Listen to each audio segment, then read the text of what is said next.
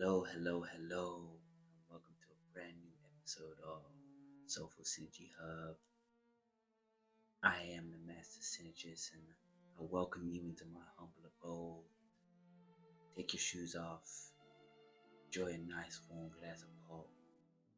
Hopefully, for the next 5 or so minutes, I can help you next stages in your life. I want to talk about the connections that we have with other people. The fact that we tend to close ourselves off when someone beautiful comes our way. We live in a world where most of our life is predetermined by assumptions. Lead assumptions at times we meet someone and automatically make the assumption that they're not right for us just based on their physical appearance. We might also meet someone who seems cool on the outside, but we have completely contrasting communication and understandings of how the universe works. Sometimes we meet people who haven't had a chance to express themselves, so we can't really tell who they are and who they were before we try. That's the beautiful thing about everyone around us. They have something new, fresh to bring to the table. But if you look within, sometimes you might feel like you're alone.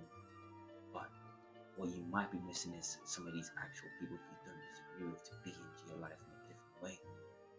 Hear me out, my beautiful synergists.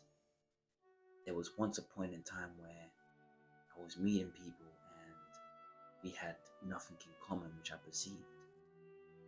Sometimes I'll feel intimidated by these people, or I'll just think the way they act and talk to people was just something that I don't agree with.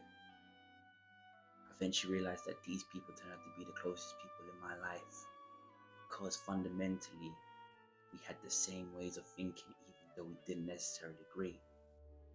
A lot of us instantly think, oh, I can't be around this person. They think this, and I like red and they like blue, and they like football and I like cricket. But that's the thing about connections. We need to look past the superficial stuff and actually look at the deeper connections. Some people might be a different religion with you, for example, but they still believe in the same things in the afterlife. They might think that the world is flat. You might think the world is round, but we still think the universe is the same thing.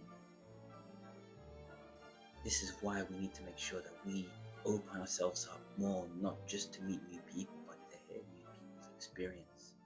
Have a deep conversation, talk less, listen more, make sure the conversation is beautiful and aligned, and you might realize that both of y'all have so much more in common than meets the eye. Now, another good example is the dating scene. Do a little swipey to the left, and you might do the odd swipey to the right. But sometimes we just make the assumption that this person is too glamorous for us, or not as attractive as we think, or they might not have the hair we like, or they might not be the right height, or they might not have the right body shape. And that is complete superficial stuff. These dating scenes, they make us choose our next partner based on superficiality. We don't really necessarily know the person, we just do the odd voice note or message them, and when we meet up, then we start to get to know them. But because they might be pretty, we allow a lot more to go, and the connection can go, it could dwindle, but we still keep it going because we have this initial attraction for them. What we need to do now is to be more open to meet people, being new and open to finding ways to make sure that we have a connection. Whether it's a good connection or a bad connection, it's up to us to delve deeper and to find what this person is, who they are in proximity to us, and if we can truly get along. This is a new day, my fellow synergists, and I am the first to tell you the new dawn is on its way and it's fast approaching. So we need to make sure that we find our soul tribe and cultivate as much connections as we can, because if we don't, not only will we limit our thinking, but we can limit our potential as a whole.